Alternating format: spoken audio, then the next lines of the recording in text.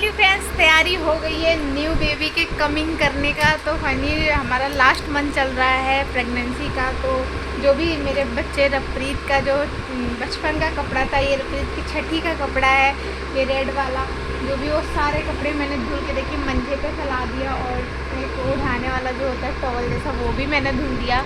तो फाइनली मेरा दूसरा बच्चा होने वाला है, तो उसी की तैयारी पूरी हो गई। कपड़े लत्ते सारे धुल दिए हैं, क्योंकि नया बेबी होगा तो फिर उसके बाद तो मैं कुछ काम वाम कर भी नहीं सकती हूँ। फिर उस टाइम तो कपड़े धुलूँगी नहीं।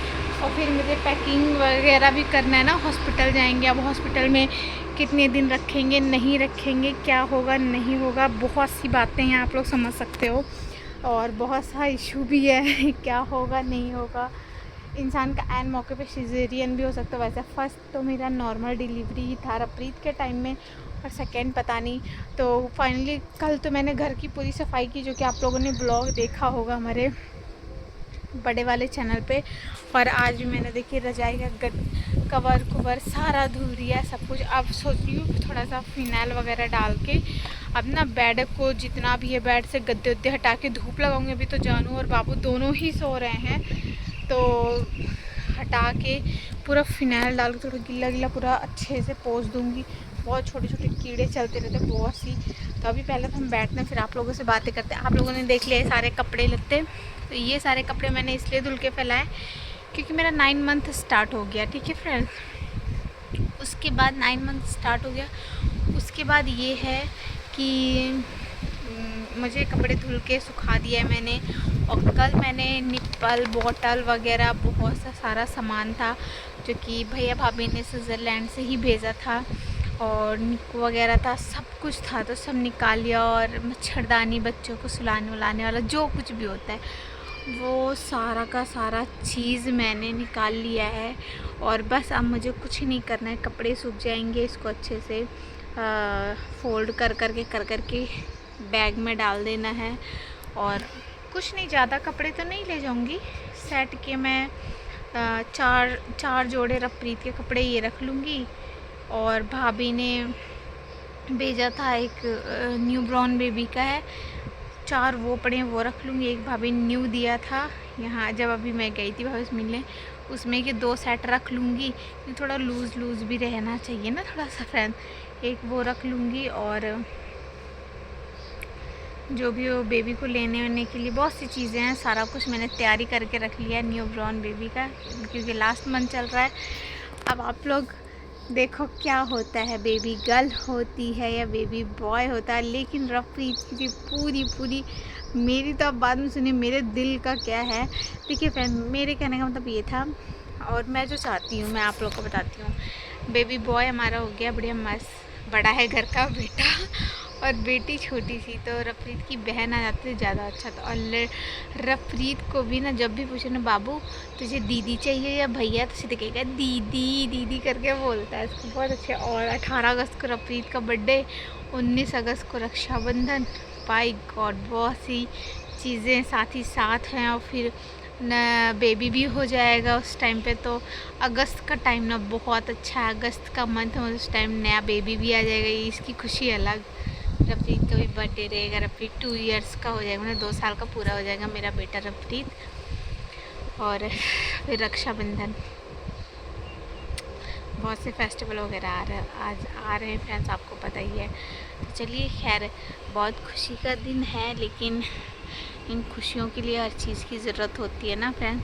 आज तो हमारे जानू काम पे नहीं गए, ब्लॉग आएगी आप लोग देख लीजिएगा कल। एक दिन काम पे जाते, एक दिन नहीं जा पाते, किसी न किसी की वजह से कुछ ना कुछ होता ही है, रहता है, क्या बताऊँ फ्रेंड। ऐसे ही मेन बात इसलिए नहीं है, हमारे मकान मालिक ने थोड़ा काम बता दिया, इसलिए वो नहीं गए। रात की दिहाड़ी तो मेरे पति देव जी की गई आज घर में।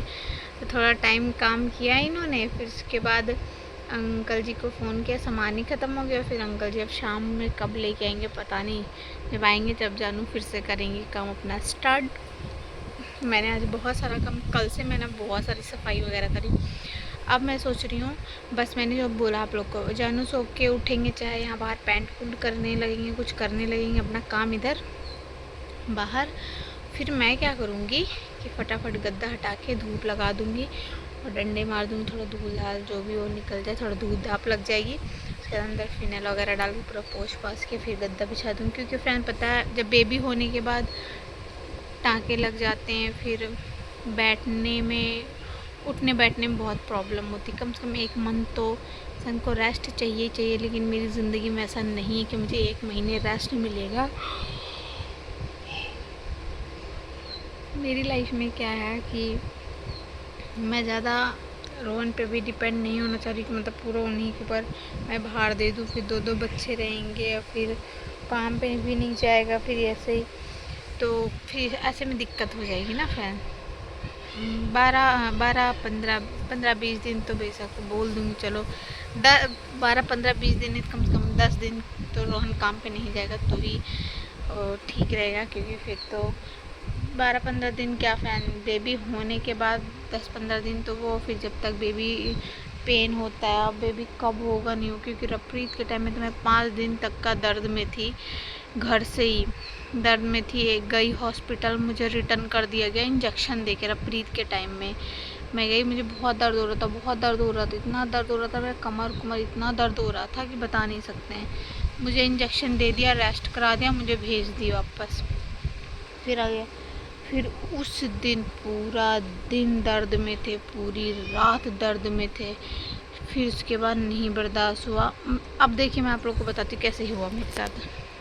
हुआ ऐसे जैसे कि आज पूरा सुबह से दर्द हो रहा था, नहीं बर्दाश्त हुआ जब मुझे दर्द, तो फिर मैं गई मैं वहाँ गई। फिर बहुत देर तक बैठाने के बाद मुझे अंदर बुलाया गया, अंदर गई, जो भी हो चेक किया डॉक्टर ने। फिर मुझे इंजेक्शन दे दिया, लिटा दिया, दर्द आराम हो गया। फिर मेरे को भेज बोली रेस्ट है, मैंने कहा हाँ। दर्द आराम हो गया, मुझे घर भेज दी, मैं आ गई। फिर उसके बाद क्या किया, फिर मैं पूरी रात, फिर पूरा दिन में, फिर दूसरे दिन पूरा दिन, तो उस दिन वहाँ से आने के बाद थोड़ी देर आराम रहा, मतलब वहाँ से दिन में ही आ गई। फिर पूरी रात दर्द में थी, फिर सुबह का पूरा दिन दर्द में थी, फिर रात में भी दर्द में थी। फिर उसके बाद जब नहीं बर्दाश्त हुआ, फिर डिस्पेंसरी गई। फिर वहाँ पता नहीं दुनिया भर का चिट्टा बना दिया, ये वो, तो मैं ऐसे फिर डर गई मैं। पेन भी हो रहा, कहीं इसने पता नहीं डॉक्टर ने क्या क्या लिख दिया है, कहीं ऐसा ना सीजरियन वाला सिस्टम कर दे ना, ज़्यादा पेन करो तो फिर नहीं। जब मेरे हद से ज़्यादा मुझे हो गया ना, मुझे लगा कि अब मैं अपने आप को कंट्रोल नहीं कर सकती हूँ। तब मैंने जानू से बोला, जानू मेरे से तो कंट्रोल नहीं हो रहा, बहुत दर्द हो रहा है। फिर मुझे हॉस्पिटल ले गया। फिर हॉस्पिटल में भी पूरी रात दिन रही। फिर उसके बाद फिर जाके रात में जाके रफरीत हुआ। तो सोच लो कितनी रातें, कितने दिन गुजरे मेरे। उसके बाद रफरीत हुआ जन्माष्टमी के दिन 18 अगस्त को रात में 8 की 9, पता नहीं कितना बज रहा था, ऐसे कुछ 9 बज के कुछ मिनट हो रहा था, तब जाके मेरा बेटा रफरीत हुआ। फिर वहाँ से आने के बाद घर आई, ये वो फलाना ढमकाना। तो वही है, फर्स्ट बेबी में तो इतना कुछ, अब सेकेंड बेबी में ऐसे कहते हैं इतना प्रॉब्लम नहीं होता। लेकिन अब प्रॉब्लम मतलब कि परेशानियों को किसने देखा कि परेशानी नहीं होगी। परेशानी तो आपको कहीं ना कहीं, कभी ना कभी, किसी न किसी वजह से आ ही जाती है। ऐसा नहीं कि परेशानी नहीं होता है, परेशानी कभी भी कहीं से आ सकती है। इसलिए मैंने भी सोचा कहीं दर्द उठ जाए, क्योंकि बोलते 9 मंथ में भी डिलीवरी हो जाती है, बोलते ना फ्रेंड। लेकिन रफरीत का जो डॉक्टर ने डेट दिया था 22 अगस्त का, रफरीत हो गया 18 अगस्त को। सोच लो 18, 19, 20, 21, 22, मतलब 4 दिन पहले रफरीत हो गया। मैं चलो जैसे मेरा बेटा रफरीत पूरा डेट टू डेट हुआ है, मतलब डॉक्टर का दिया हुआ डेट, या तो उसी डेट के हिसाब से सही से हो जाए, पहले हो जाए। बेबी वीक है, ये है वो, बहुत सारी टेंशन है, इसलिए थोड़ी मुझे टेंशन भी हो रही है ना।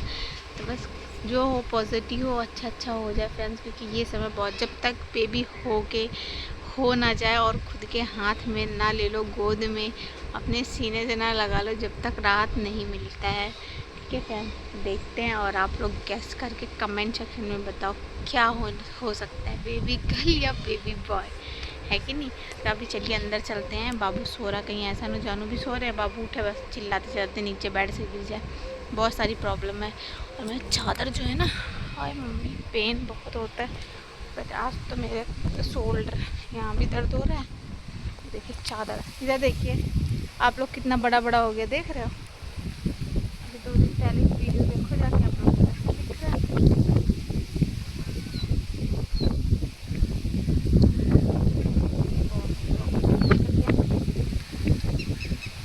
कपड़े तो सूख गए हैं, उठा ही देती हूँ, आने तूफान आ रहा पता नहीं लगता है कि।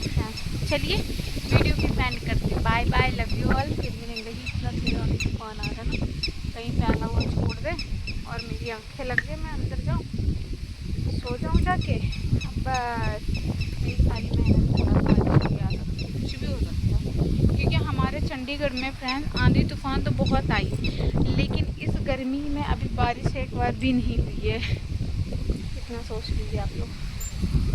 ये ना थोड़ा फट से बेड शीट भी, सारे के सारे बेड शीट फट गए। बस एक बेड शीट है, देखिए कैसा चिथड़ा, मैं तो खिड़की पे डालती थी, कैसे चिथड़े मच गए। ये तो चूहे ने काटा था। ये वाला बेड शीट फट गया, कवर वो भी फटी, बस एक सही है। अभी ज्योति गिनती है। सील भी दो जानू, तो जानू कह रहे सील भी देते ना फ्रेंड्स तो फ़ायदा नहीं है, क्योंकि बेड पे सो तो इधर उधर चादर खींचता है ना, तो फिर वो चीज़ फट जाता है फिर वहीं से, तो कोई फ़ायदा नहीं। तो जब तक चल रहा चला लेती हूँ।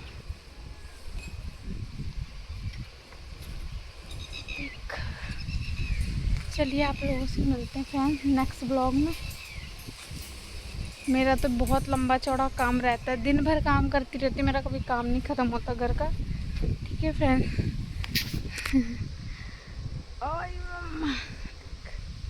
ये सब रजाई के कवर वगैरह। चलिए bye bye, love you all.